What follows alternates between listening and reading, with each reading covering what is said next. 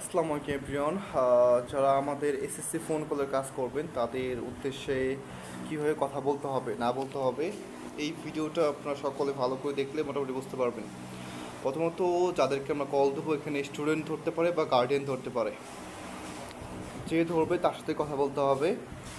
প্রথমত value create করতে হবে। আমাদের প্রথম টার্গেট থাকবে প্রত্যেকের সাথে 10 মিনিট কথা বলা, 10 থেকে 15 মিনিট। আমাদের সাকসেসফুল কলের রেশিও হলো 13 মিনিট, 14 মিনিট, 15 মিনিট। এটা হলো সাকসেসফুল কলের রেশিও। আমরা কী কী বিষয় নিয়ে আলোচনা করব?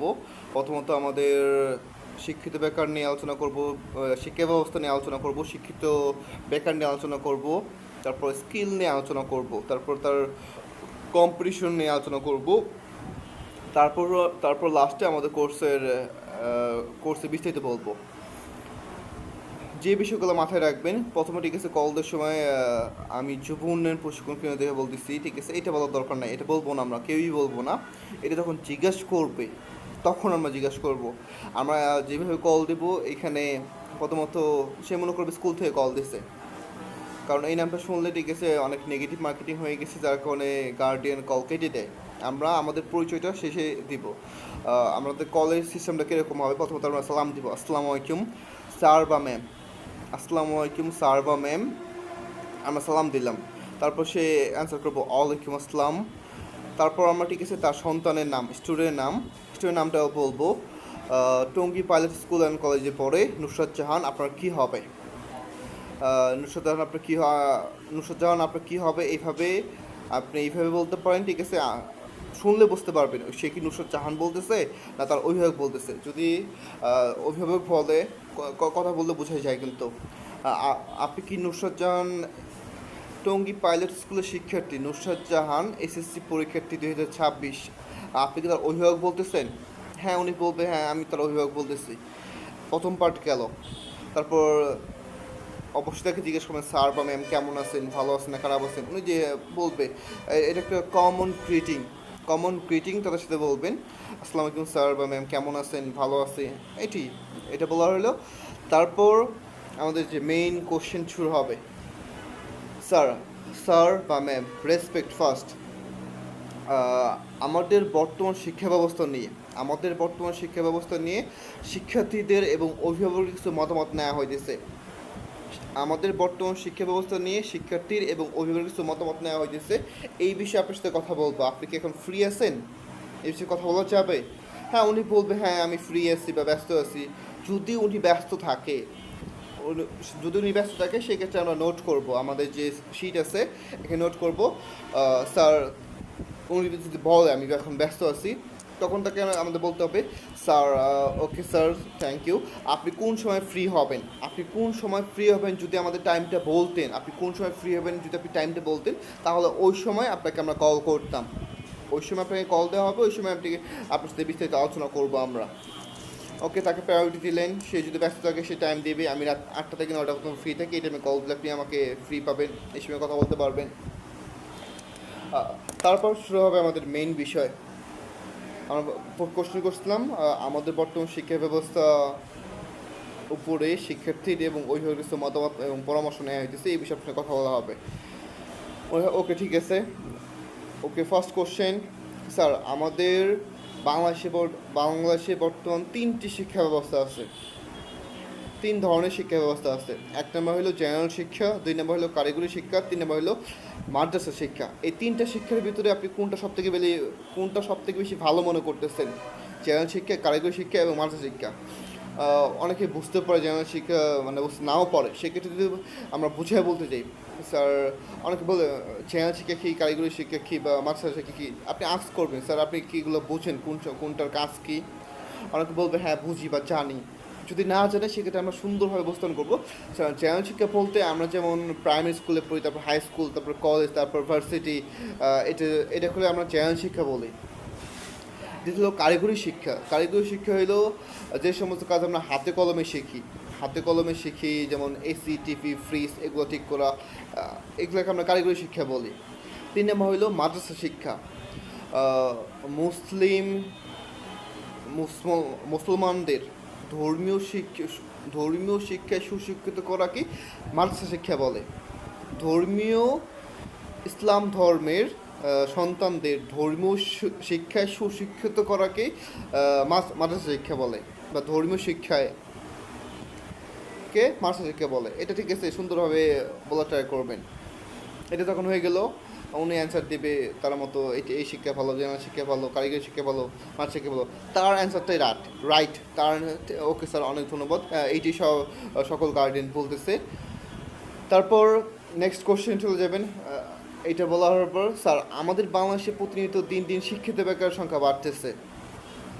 আমাদের বাংলাদেশে বর্তমান প্রতিনিয়ত শিক্ষিত বেকারের সংখ্যা বাড়তেছে। শিক্ষিত বেকারের সংখ্যা মিনস যাদের বাংলাদেশে পড়াশোনা অলরেডি কমপ্লিট হয়েছে, অনার্স মাস্টার্স বিবিএমবিএ কমপ্লিট করছে, অনার্স মাস্টার বিবিএমবিএ কমপ্লিট করার পরে ঘরে বসে আছে।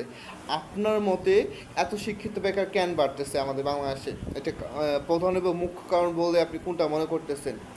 উনি ওনার মতো থেকে অ্যান্সার দিবে, এইটা কারণে চাকরি নাই, টাকা পয়সা নাই। উনি ওনার মতো করে অগোছলাভাবে একটা অ্যান্সার দিবে। এইটা আমরা তাকে কী করবো, স্যার এখানে আমাদের প্রধান এবং মুখ্য তিনটা কারণ ফাইন্ড আউট করা হয়েছে। আমি যদি আপনাকে বলি আপনার বুঝতে সুবিধা হবে। আমাদের প্রধান এবং তিনটে মুখ্য কারণ ধরা হয়েছে। নাম্বার ওয়ান, এটা পয়েন্ট আকারে বলবেন, কর্মসংস্থানের অভাব। নাম্বার টু সঠিক দক্ষতার অভাব। নাম্বার থ্রি, টাকা পয়সা মামা খালু পোস্ট না দিতে পারার কারণে চাকরি পায় না। এই তিনটি মুখ্য কারণের ভিতরে আপনি কোনটাকে দায়ী করবেন বর্তমান জেনারেশন, শিক্ষিত জেনারেশন বাড়ার কারণ? আপনি কোনটাকে সব থেকে বেশি দায়ী করবেন? উনি ওনার মতো অ্যান্সার দিবে। হ্যাঁ, 1 নাম্বারটা, 2 নাম্বারটা বা 3 নাম্বারটা ওনারটাই right. Thank you so much sir, appreciate করবেন। প্রত্যেকবার অ্যান্সার দিলে অ্যাপ্রিসিয়েট করবেন স্যার। এবার সে ঠিক আছে, তা ভ্যালু ক্রিয়েট করবো। স্যার বা ম্যাম, বর্তমান যুগ অনুযায়ী একটা শিক্ষার্থীর কম্পিউটার শেখাটা কতটা গুরুত্বপূর্ণ বলে মনে করেন আপনি? এই কোশ্চেনটা ভালো করে আই রিপিট টেকিং। স্যার বা ম্যাম, বর্তমান যুগ অনুযায়ী একটা শিক্ষার্থীর জন্য কম্পিউটার শেখাটা কতটা গুরুত্বপূর্ণ বলে মনে করেন আপনি? উনি ওনার মতো করে অ্যান্সার দিবে, অনেক গুরুত্বপূর্ণ। কম্পিউটার শেখাটা, কম্পিউটার তো কোনো কিছুই হয় না, সব জায়গায় কম্পিউটার প্রয়োজন। তারপর নেক্সট কোশ্চেন, স্যার বর্তমান যুগে একজন শিক্ষার্থীর জন্য স্পোকেন ইংলিশ শেখা কতটা গুরুত্বপূর্ণ বলে মনে করেন আপনি? হ্যাঁ, বহুত গুরুত্বপূর্ণ। ইংলিশ ছাড়া তো হয়ই না, ইন্টারন্যাশনাল ল্যাঙ্গুয়েজ সব জায়গায় লাগবে, তার মতো করে অ্যান্সার দেবে। তারপর এই দুটো কোশ্চেন যখন করা হলো, স্যার বা ম্যাম, আপনার সন্তান, আপনার বোন, আপনার ভাই কি কম্পিউটার পারে? পারে না, ঠিক আছে, অ্যান্সার দেবে। বেশিরভাগই অ্যান্সার না আসবে, পারে না। তারপর আপনার সন্তান, আপনার ভাই বা বোন কি ইংরেজিতে কথা বলতে পারে? হ্যাঁ, উনি বলবেন পারে না, বেশিরভাগই অ্যান্সার পারে না। তারপর কথা কিন্তু জোশ নিয়ে বলতে হবে, এই যে ম্যাও ম্যাও করে কথা বলা যাবে না, ঠিক আছে, ইনি নিয়ে কথা বলা যাবে না। স্পষ্টভাবে প্রশ্নগুলো নোট করে নেবেন, খাতায় নোট করে নেবেন এবং কথা বলবেন।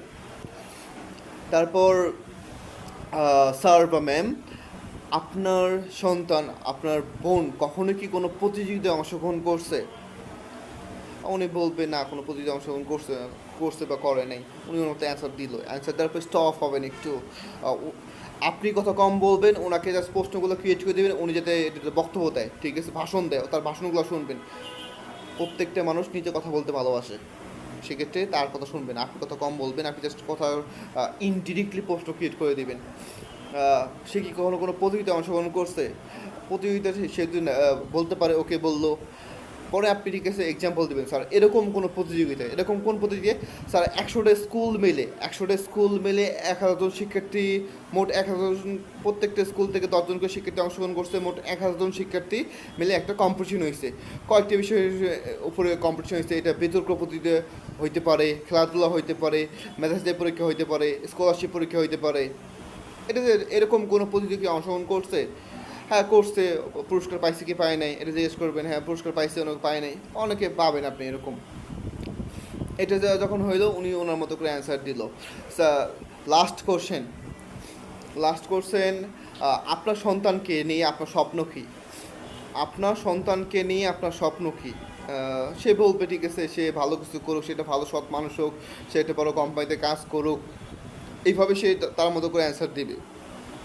তার অ্যান্সার দেওয়ার পর আমরা ঠিক আছে প্রথম 10 মিনিট কিন্তু আমরা তার সাথে আলোচনা করে শেষ করে দিলাম। স্যার বা ম্যাম, লাস্ট আমরা যে কোনো আপনাকে কল দিচ্ছিলাম, আমাদের যুব উন্নয়ন আমাদের যুব উন্নয়ন আইটি প্রশিক্ষণ থেকে একটা মেগা প্রশিক্ষণের আয়োজন করা হয়েছে। আমাদের যুব উন্নয়ন আইটি প্রশিক্ষণ কেন্দ্র থেকে মেগা প্রশিক্ষণের আয়োজন করা হয়েছে।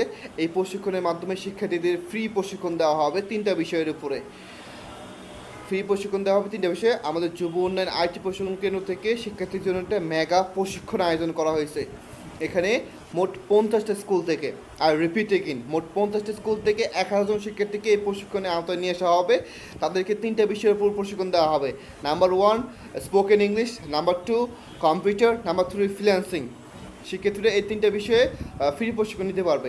এর জন্য তাকে আমাদের একটা পরীক্ষা, মেধাসের পরীক্ষা হবে। এর জন্য আমাদের একটা মেধাসের পরীক্ষা হবে। এই মেধাসের পরীক্ষা তাকে পার্টিসিপেট করতে হবে এবং এখানে তাকে পরীক্ষা দিতে হবে। যদি আপনার সন্তান এই মেধাসের পরীক্ষায় অংশগ্রহণ করে উত্তীর্ণ হতে পারে, সে আমাদের এখানে ফ্রি কোর্সের সুযোগ পাবে। আপনি কি চান লাস্ট তাকে মোটিভেট করার জন্য আপনি কি চান আপনার সন্তানকে এরকম একটা সুযোগ দেওয়া হোক, তার মেসেজেই হোক, আর যে মেসেজে হয় সে ফ্রিতে প্রশিক্ষণে অংশগ্রহণ করতে পারবে? আপনি কি চান আপনার সন্তানকে এই সুযোগটা দেওয়া হোক? আপনি কি চান আপনার বোনকে এই সুযোগটা দেওয়া হোক? আপনি কি চান আপনার ভাইকে এই সুযোগটা দেওয়া হোক তার মেসেজ করার জন্য? এই মেধাসের পরীক্ষার মাধ্যমে আপনি সুনির্দিষ্টভাবে বুঝতে পারবেন আপনার সন্তান কোন লেভেলের স্টুডেন্ট, আপনার ভাই কোন লেভেলের স্টুডেন্ট, আপনার বোন কোন লেভেলের স্টুডেন্ট। একটা ভালো স্টুডেন্ট তুলনায় কত পার্সেন্ট আসছে এবং কত পার্সেন্ট ডেভেলপ করতে হবে। একটা ভালো স্টুডেন্ট তুলনায় কত পার্সেন্ট আসছে এবং কত পার্সেন্ট ডেভেলপ করতে হবে এবং কী ডেভেলপ করতে হবে সুনির্দিষ্ট আকারে আপনি বুঝতে পারবেন। তাই কাইন্ডলি মেধাসে করার জন্য বা আপনার সন্তানের বর্তমান অবস্থান জানার জন্য পরীক্ষাটা অংশগ্রহণ করা দরকার। আর সেই দুটিকে সে এখানে ফ্রিতে প্রশিক্ষণে অংশগ্রহণ করতে পারবে। আর আমাদের কোর্সটা হবে 3 মাসের কোর্স হবে। 3 মাসের মোট 36টা ক্লাস থাকবে অফলাইনে। আর যে সকল শিক্ষার্থী অফলাইনে পরীক্ষা অংশগ্রহণ করতে পারবে না তাদেরকে আমরা অনলাইনে সুযোগ দিব। কোর্সটা হবে আমাদের ক্লাসের টাইম অফলাইনে সকাল 9টা থেকে রাত 9টা পর্যন্ত। আমাদের 4 টাইম ব্যাচ থাকে, সকালে, দুপুরে, বিকেলে এবং সন্ধ্যাকালীন ব্যাচ থাকে। তার সুবিধা অনুযায়ী সে যে কোনো টাইমে ক্লাসগুলো নিতে পারবে, যে কোনো টাইমে ক্লাসগুলো করতে পারবে, কোনো সমস্যা হবে না। সে তার মতো করে ক্লাসগুলো করবে। আর রাতে আমাদের অনলাইন ক্লাসগুলো হয় রাত 9টা 10টা, এই টাইমগুলোতে হয়, সবার জন্য সুটেবল টাইম। এখন ম্যাম আমি কি তার সিটটা কনফার্ম করবো? সব কিছু এখন হয়ে গেলো, কোর্সের বিষয়ে জানাই দিলেন। সে কি পরীক্ষা অংশগ্রহণ করবে? হ্যাঁ জি। আপনার সন্তান কি পরীক্ষা অংশগ্রহণ করবে? মেধা যাচাই পরীক্ষা সে কি অংশগ্রহণ করবে? জি, অংশগ্রহণ করবে। Are you sure ma'am? এই কথাটা বলবেন, আর ইউ শিওর ম্যাম?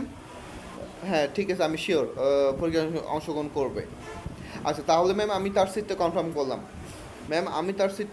করলাম। সে যাতে এখানে তাকে আমাদের পরীক্ষাটা এই শুক্রবার হবে অথবা সামনের শনিবারে হবে। আমাদের পরীক্ষা তার স্কুলে হইতে পারে, আই রিপিট এগেইন, তার স্কুলে হইতে পারে বা আশেপাশে যে কোনো একটা বড় স্কুলে কেন্দ্র করা হবে, ওই কেন্দ্রতে তাকে পরীক্ষা দিতে হবে। আমরা আপনাকে মেসেজের মাধ্যমে কনফার্ম করে জানিয়ে দিব। আর পরীক্ষার ফি থাকবে 50 টাকা। এখানে পরীক্ষার ফি থাকবে 50 টাকা। সে সরাসরি যেদিন পরীক্ষা অংশগ্রহণ করবে ওই দিন তাকে 50 টাকা দিয়ে পরীক্ষা অংশগ্রহণ করতে হবে।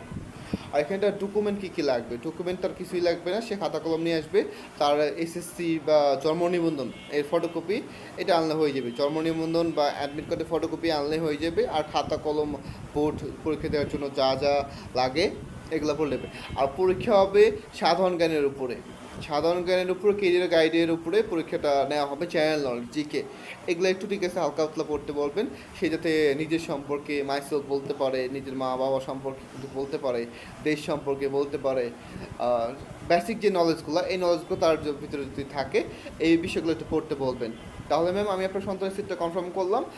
আর আপনার যদি কোনো প্রশ্ন থাকে আপনি আমাকে এখন বলতে পারেন, অথবা যদি পরে মনে হয় আপনার কোনো কোশ্চেন আছে, কোনো কিছু জানার আছে, আপনি ডিরেক্ট আমার এই নাম্বারে কল করবেন। এই নাম্বারে কল করলে আপনি আমার সকল অ্যান্সার আপনি দ্রুত পেয়ে যাবেন। আপনার নাম্বারে আমি আমাদের সকল ঠিকানা পাঠিয়ে দিব, A to Z পাঠিয়ে দিব SMS-এর মাধ্যমে। আর আমাদের পরীক্ষাটা হবে তার স্কুলে অথবা আশেপাশে যে কোনো একটা বড় স্কুলে। আর আমাদের রাইট নাও যে বর্তমান ভেন্যু আছে Tongi college gate pilot school super মার্কেটের দ্বিতীয়তলা। এখানে আমাদের পরীক্ষাটা অনুষ্ঠিত। এটা আমাদের ভেন্যু, এখানে প্রশিক্ষণ দেওয়া হবে। পরীক্ষাটা এখানে হইতে পারে বা স্কুলে হইতে পারে। আপনার কোনো কোশ্চেন থাকলে আপনি আমাদের সাথে যোগাযোগ করবেন, আমরা দ্রুত আপনাকে রিপ্লাই করার চেষ্টা করব। সকল ক্যান্ডিডেট এইভাবে, ঠিক আছে, আপনি কীভাবে কথা বলবেন, অ্যাটলিস্ট 10 মিনিটের একটা ভিডিও ক্রিয়েট করবেন। আমি যেভাবে এক্সপ্লেন করে প্রত্যেকটা বিষয়ে বুঝাইছি এইভাবে ভিডিওটা ক্রিয়েট করবেন এবং ভিডিওটা গ্রুপে দিবেন। ভিডিওটা দেওয়ার পর আপনাকে কাজ দেওয়া হবে ইনশাল্লাহ। ধন্যবাদ।